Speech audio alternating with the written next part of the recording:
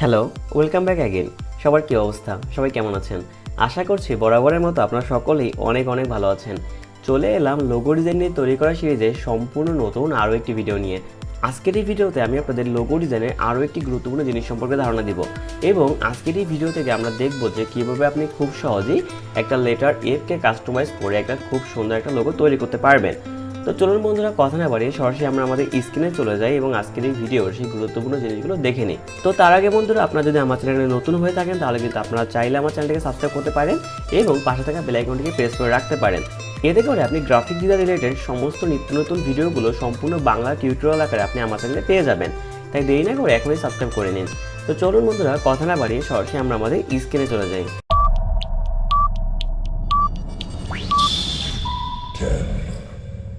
ওকে, আমরা স্ক্রিনে চলে আসলাম। তো সিম্পলিভাবে একটা লেটার এফ টাইপের লোগো তৈরি করার জন্য বা লেটার এফকে কাস্টমাইজভাবে তৈরি করার জন্য আপনি কি করতে পারেন, সিম্পলিভাবে এখান থেকে লাইন সেগমেন্ট টুলটাকে সিলেক্ট করতে পারেন। সো ধরুন আমার লাইন সেগমেন্ট টুলটাকে সিলেক্ট করে দেন আমি কি করলাম, ধরুন এখান থেকে আমি একটা এরকম ড্র্যাগ করে জাস্ট একটা লাইন ড্র করলাম।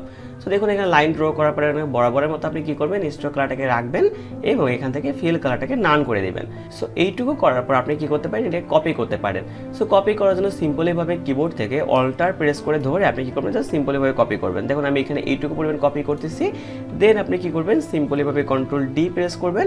কন্ট্রোল ডি প্রেস করে দেখবেন সেম স্পেস মেনটেন করে এই আমাদের দাগগুলো আস্তে আস্তে সামনের দিকে এগোতে থাকবে। তো সিম্পলিভাবে ধরুন আমরা এইটুকু পরিমাণ রাখতে পারি। সো রাখার পর বরাবরের মতো আপনি কি করবেন, এইগুলোকে একটা সিলেকশন করবেন। সিলেকশন করে আপনি কি করবেন, কিবোর্ড থেকে কন্ট্রোল জি প্রেস করবেন গ্রুপ করার জন্য। সো দেখুন আমাদের সবগুলো মিলে একটা গ্রুপ হয়ে গেল। দেন আমরা কি করব, এইটাকে আমরা কপি করব।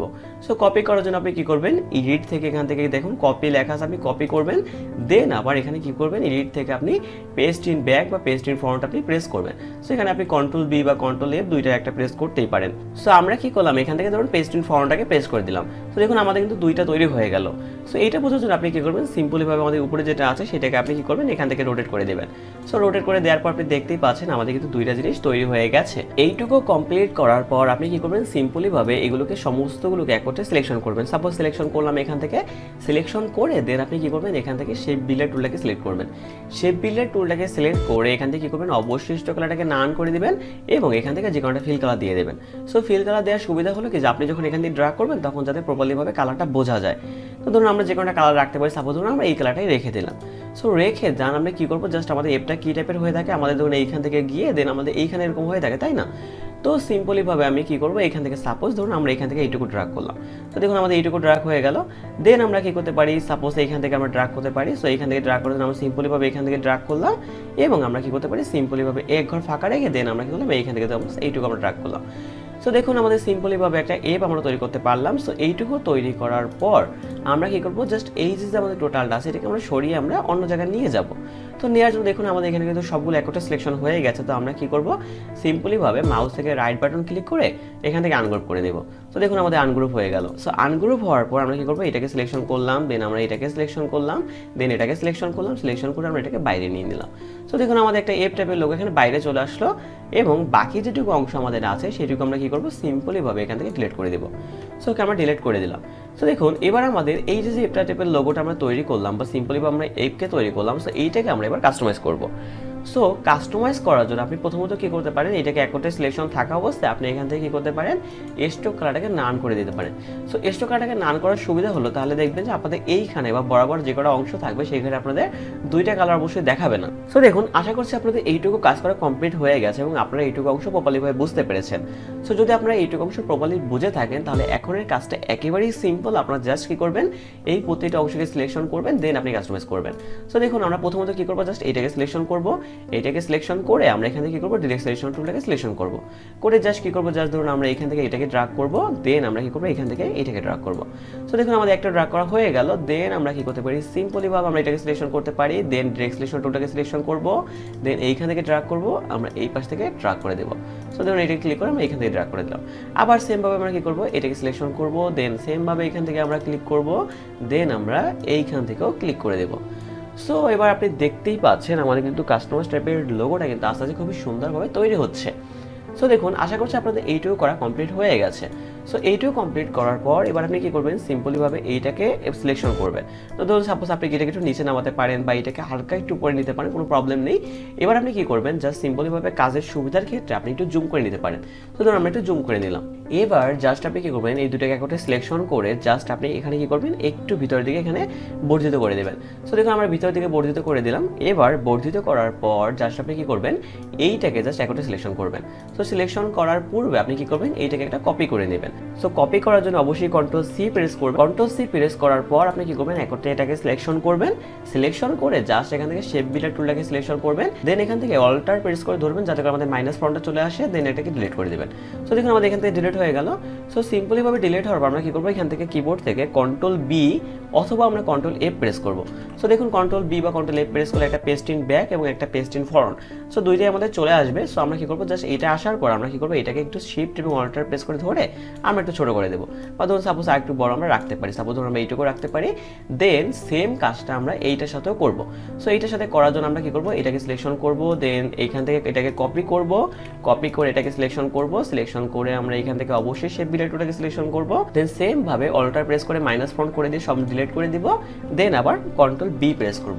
সো পেস্ট হয়ে গেল। পেস্ট হওয়ার পর আবার সেম ভাবে কি করবো, আমরা এটাকে একটু ছোট করে দেবো। সাপোজ ধরুন আমরা এইটুকু রাখতে পারি, বা ধরুন আমরা আরেকটু বড় রাখতে পারি। সো দেখুন আমাদের মেবি এইটুকু রাখলে ঠিক আছে। আমরা সাপোজ এইখান থেকে একটু কমাতে পারি, আবার এটাকে একটু সাপোজ বর্ধিত করতে পারি। সো দেখুন আমাদের মেবি এইটুকু রাখলে ঠিক আছে, তো আমরা এইটুকু রাখতে পারি।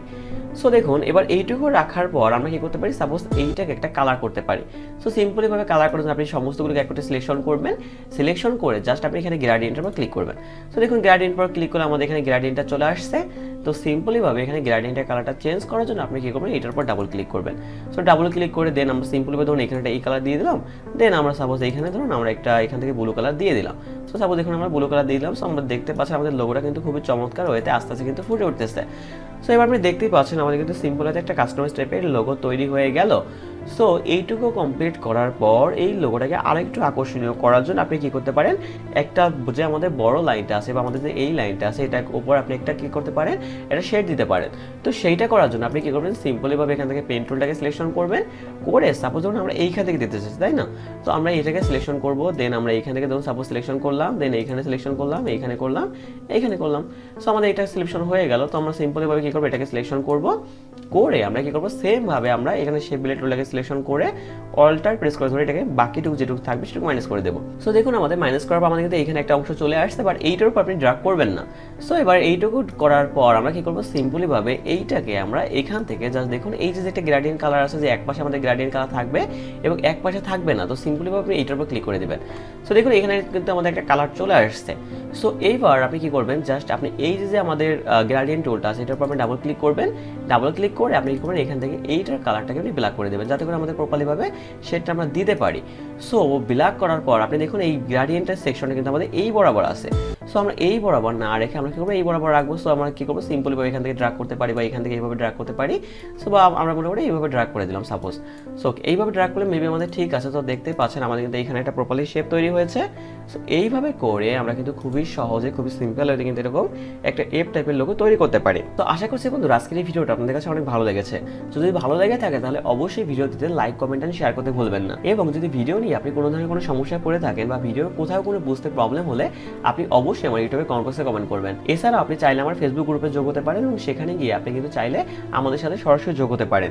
এবং আপনার করা কাজগুলো আপনি কিন্তু চাইলে আমাদের ফেসবুক গ্রুপে পোস্ট করতে পারেন। এতে করে আপনার করা কাজগুলো সবাই দেখার সুযোগ পাবে এবং যারা নতুন থাকবে তারা কিন্তু আপনার থেকে ইন্সপিরেশন নিয়ে তারাও কিন্তু এই ধরনের কাজগুলো করতে উদ্বুদ্ধ হবে। সো আশা করছি বন্ধুরা আপনারা অবশ্যই এই কাজগুলো করবেন। তো দেখুন একা একা না এগিয়ে যদি সবাই মিলে আমরা একত্রে কোথাও একটা যাই তাহলে কিন্তু অবশ্যই সেটা কিন্তু একা যাওয়ার থেকে কিন্তু ইফেক্টিভ হবে।